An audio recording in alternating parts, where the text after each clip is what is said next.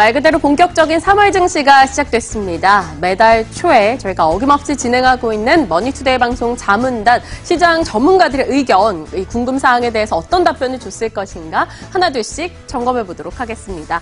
우선 이 미국으로부터 시작된 무역 전쟁에 대한 우려감이 커지고 있습니다. G2 국가의 통상 압박이 거세지고 있는 가운데 그 가운데 우리는 또 어떤 대비책을 세워야 되는가 이야기를 좀 들어봤는데요.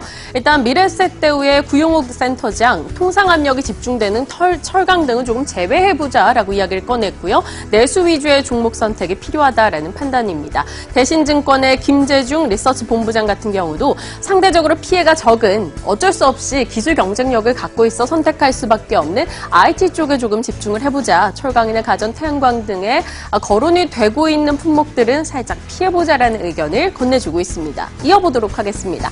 다른 이들의 시각은요.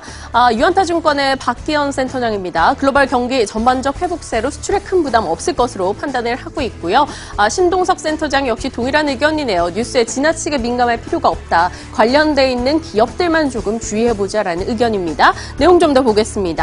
대체적으로 이 통상 압박에 대해서는 우려감 좀 덜고 가자는 분위기가 많습니다. 국내 수출 중에 세탁기나 철강 비중은 미미하나 미국과 중국의 교역 분쟁이 심화될 경우에는 어느 정도 타격은 있을 수 있다라는 겁니다. 자, 수출 품목과 지역 다변화 기업 중심으로 증시 상승 여력은 여전히 진행되고 있다라는 의견도 내놓고 있습니다. 양기인 센터장입니다. 미국 철강 알루미늄 대상 고율 관세 부과로 인해 단기적으로 철강 관련한 제품들의 단가가 올라가면 수익이 개선될 수 있을 것이다. 하지만 이슈상으로는 분명히 압박을 받을 것이니 조정 시 매수 관점으로 대응해보자라고 의견을 내놓고 있습니다. 통상 압박에 대한 의견들을 확인해봤고요. 그렇다면 3월 이들은 코스피 예상을 어느 정도로 보고 있을까요? 일단 2,400의 턱걸이 한 채 마무리된 지난주였습니다. 2,400에서 2,450선까지는 12% 정도 예상을 하고 있고요. 가장 많은 답변을 차지한 게 2,450에서 2,500선으로 50%의 응답률입니다. 일단 3월은 지수 상방 열려있다 쪽에 무게가 더 실려있는 거죠. 코스닥은 어떨까요? 코스닥 역시나 마찬가지입니다. 지난주 860선에 마무리가 됐었죠. 850에서 900선 사이로 보는 답변이 압도적이었습니다. 86%를 차지하고 있네요.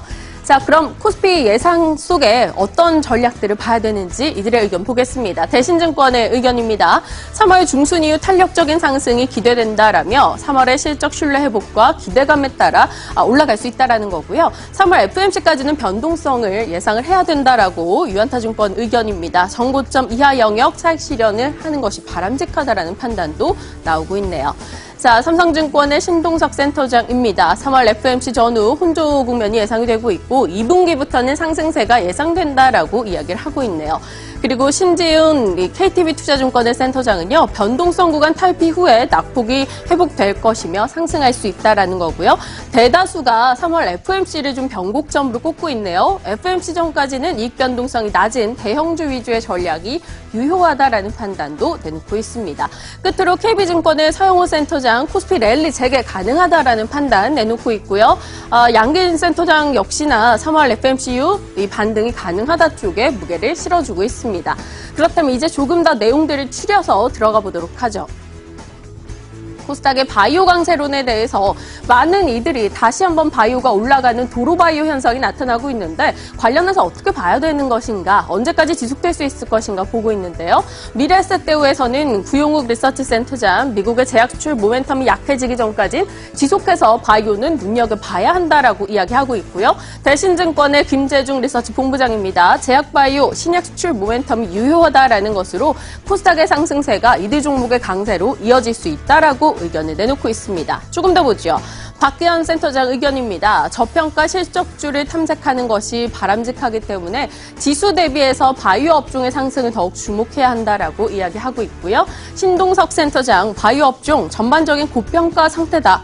좀 보수적인 의견이네요. 신중한 접근이 필요하다라고 이야기합니다. 하나 더 열어볼까요? 바이오 강세론에서 신지웅 KTB투자증권 센터장, 셀트리온 이전에 따른 코스닥 낙수 효과, IT 부품 등의 적용이 될 것이기 때문에 연초 대비 바이오주의 강세 가능성은 낮아지고 있다는 판단 내놓고 있고요. 양기인 센터장은 이 코스닥 상승 연내 지속될 것이며 바이오 실적 위주의 재편이 예상된다. 실적이 뒷받침되는 제약 바이오 종목을 들여다보자라는 겁니다. 그리고 지난주에 있었던 굵직한 이슈 중에 하나가 삼성의 갤럭시 S9이 공개가 됐었죠.